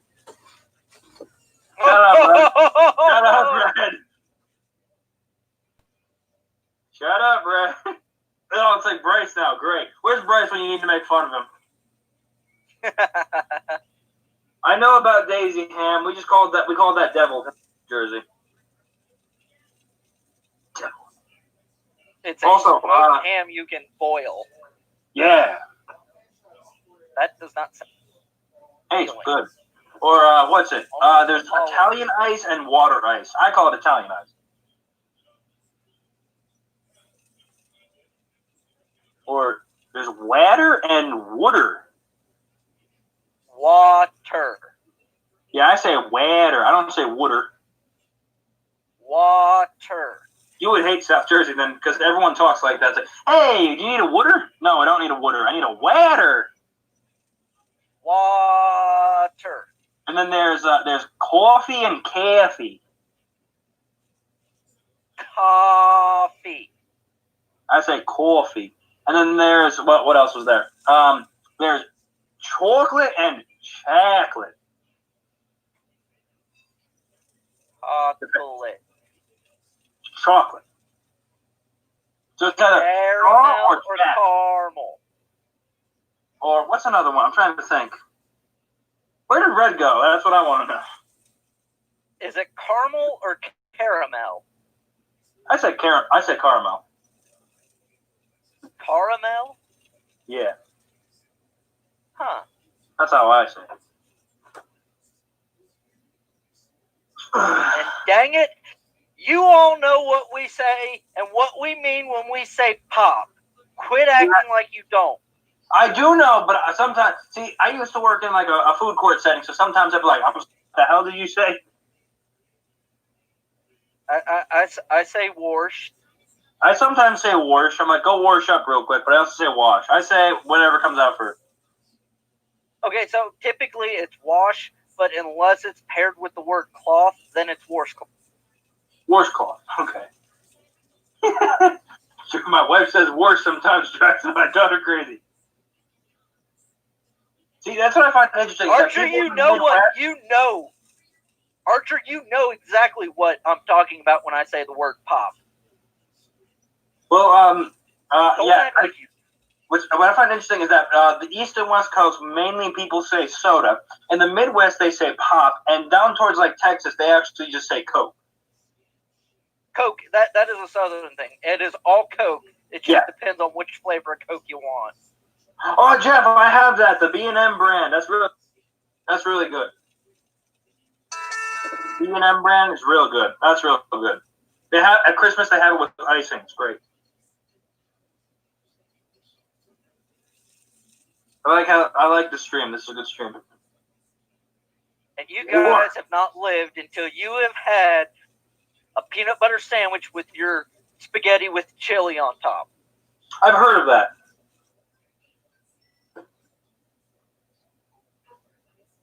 What the hell did they call it during the Civil War, though? What? What's the context? I've heard people say "warsh" more in the Civil War. It's kind of like they're saying wash, but with a speech impediment where they can't say their R's, so it's wash. I like when people say the word. Minnesota, eh? So? Yeah. Minnesota. Minnesota, don't you know? I've met some people from Minnesota, and they kind of do talk like this. Yeah, they do. I dip my PB&J in stew, soup, chili, ravioli. Wow. This dude gets it, but you don't need the jelly, just the peanut butter. I remember one time I had peanut butter and tortilla chips because I was like, I'm bored. No, I mean, you come up with wonderful combinations. Like, I have discovered two of the greatest combinations that makes everybody else in the world chag. What's that? Number one, peanut butter and bologna. No, that's actually quite good. Really? You eat peanut butter and bologna sandwich? No, I had it once. I was like, this ain't that bad, though. Okay. Now you got to try the coup de grace, the greatest sandwich ever. I used to work in a sandwich shop. What is it? Peanut butter and tuna. I can't get on board with tuna. Not for me. You don't know what you're missing. Yeah, I'm okay. Just peanut butter? I've done that. I used to do that. Oh, yeah, peanut butter. Oh, then you got to put your slices of banana on it, too. Jeff got it. Peanut butter and fluff. Let's go. Jeff is the OG right now. That's the shit. Sorry, I said a bad word. I know. But, you did say a bad word. Sorry, I said a bad word. Give me my whip.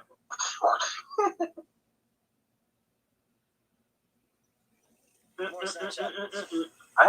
was the last time I had a PB and fluff sandwich? That was good.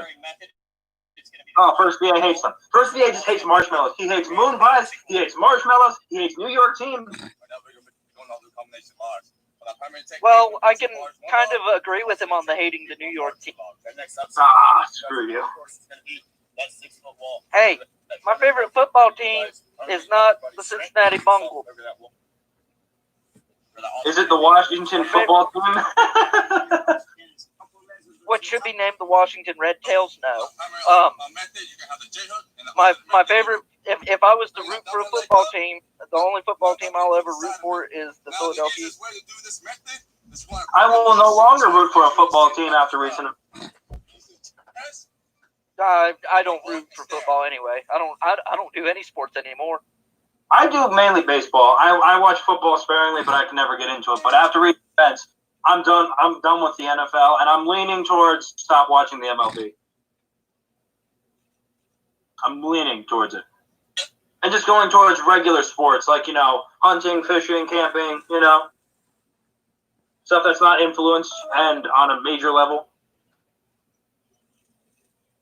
Peanut butter, honey, and syrup on eggs. That actually doesn't sound bad.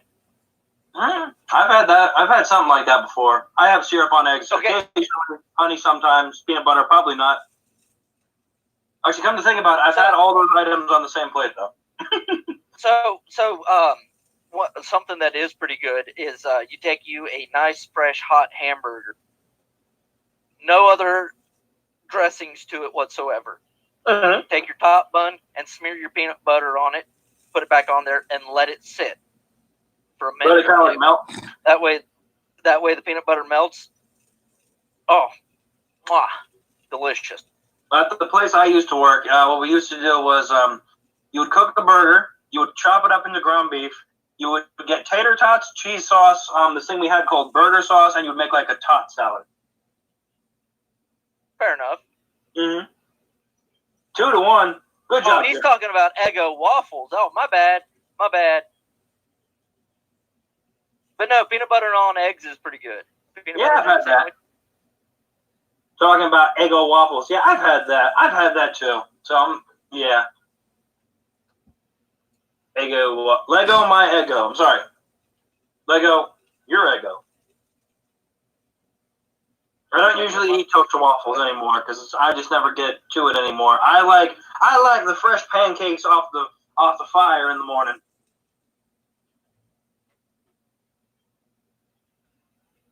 Either that or just a bowl of cereal. French toast is superior to pancakes. I just like pancakes.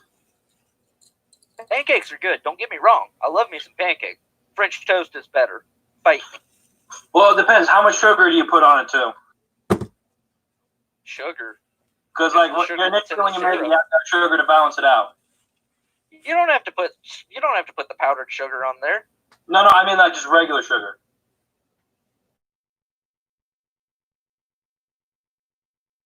That's just how I do. I put like probably a teaspoon of sugar in it just because it balances out the egg a little bit and prevents it from burning so easily.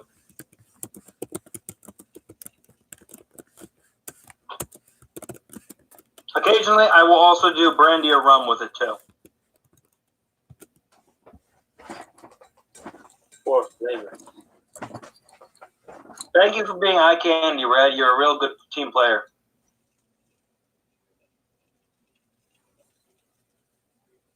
Well, Red, you can join in at any point. Or are you going to go to sleep? No, you're going to go to sleep. This was his stream idea. We just talk while he just sits there. Remember? Oh, okay. Yes. First, yeah, my youngest likes mustard on everything. Good boy. I like mustard. Well, your son can go off that way with the mustard. I like mustard. Good for sandwiches. The only time mustard is necessary is in deviled eggs and potato salad. And hot dogs. No. Why would you ruin a perfectly good hot dog? Because that's what goes with hot dogs. The only thing you don't put on a hot dog is ketchup, according to Clint Eastwood, at least. What?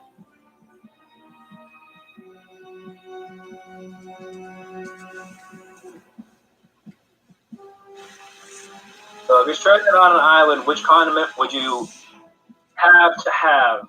Sriracha. Yeah, some. I would have like spicy mustard, just for the flavor of it.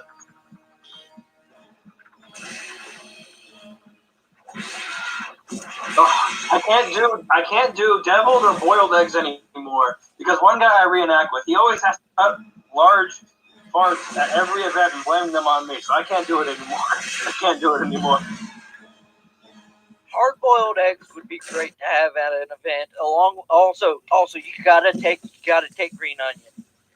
But I'm sorry, but he eats them like for breakfast, lunch, and dinner on Friday, and then Saturday he comes and he'll like walk by you and go, whoa, you got a gosh, what you eat there. So I can't do it. I can't do it anymore.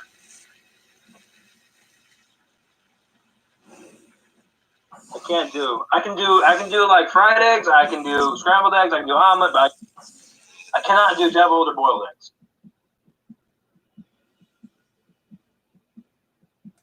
Capital City Sweet Hot Mambo Sauce. What the hell is that?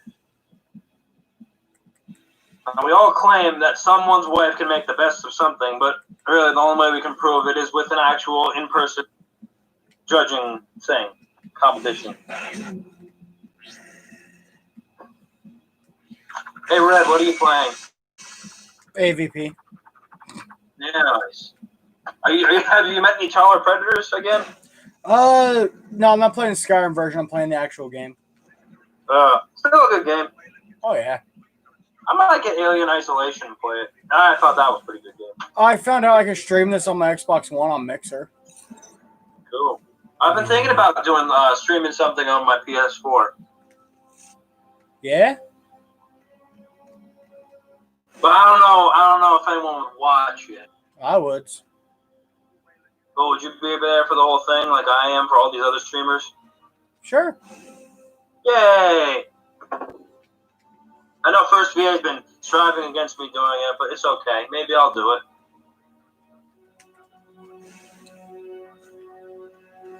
So did you ever get your PlayStation Plus yet, Tigger? No, I'm still debating it because I would like to get Red Dead Online. I'd like to give it a shot, but I don't know. Red Dead Online is. I would find you in it, Counts, and I'd be like, oh, let's see how many can kill him before he gets me. But I wouldn't do that to you. Yeah, but I gotta troll you first. Why? Why? Well, I pissed off First VA because I bended his words.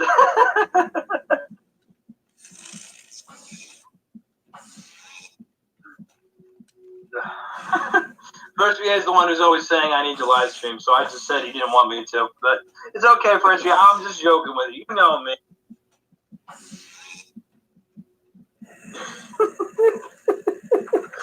I think what I would play, I play either Red Dead. That's a great game.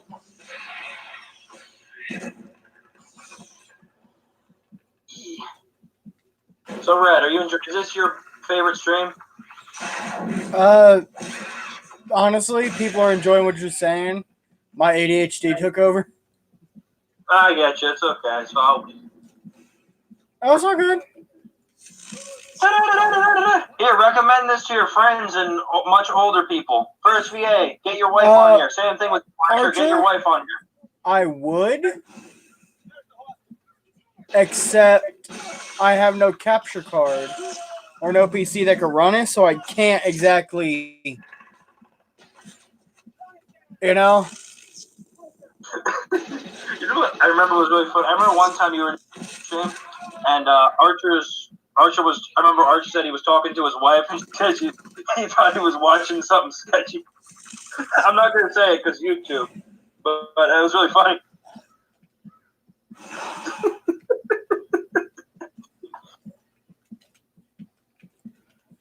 Let me just get up past this part, and I'll get back to the stream.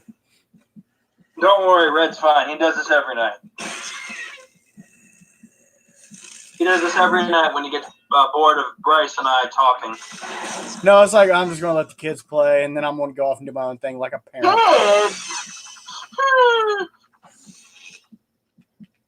not a kid.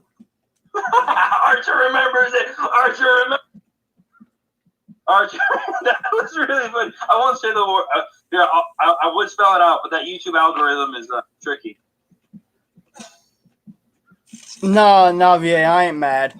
Although the stream has been going on long enough, and this ending, I have not been a very good host. Red is playing Alien versus Predator. Great game. But with Matt saying that, I think wait. Archer, you should let your wife listen to this more, please. It's really funny. You gotta get her on here. You gotta get her so she can comment and be like, "Oh my god." Okay, go ahead. I'm sorry. With that being said, There are a few channels I want to shout out. Red Runner 328, dude's a great guy. In case you haven't noticed, he's very lovable, very cuddly, and he has an amazing beard. Yes. General Code HD, Calibrated Core, Brendan F. Civil War Digital Digest, coming to the second United States Sharpshooters and the Townsends. Townsends are great people. I actually got this cookbook from them recently. Also got a catalog. With every order you get comes a catalog. CNC is also another seller that you need to check out, which is the description is right down at the bottom. So is our Discord. Go on there. We have a lot of great times. A lot of memes are posted. A lot of conversations right now. Smelly is actually rewriting history and posting it on there. It's a very interesting read. Very interesting way of looking at things. I highly recommend. Also, the Patreon. Guys, right now I'm starting a campaign. If we can get enough money through the Patreon, Red will be able to start streaming gameplay. Maybe. If we can get enough money. Then you can see Red fail at video games and rage, which is always funny. Nah, you're great. You're so full of crap. And if anyone would like, we will be on Discord afterwards for an after-stream chat where everything is allowed. Yes, that means that you'll be hearing all of our bad language. All our swears, all our faults, all our personal wants and desires, all our fantasies, all the things, and even all the nasty things Matt and I have done to each other. Who wants my social security number? I'll give it to you in there. He gave me his credit card number, even the nice little code on the back, and I just ordered 4,000 things. Why did Jeff delete his Discord? I'm upset now.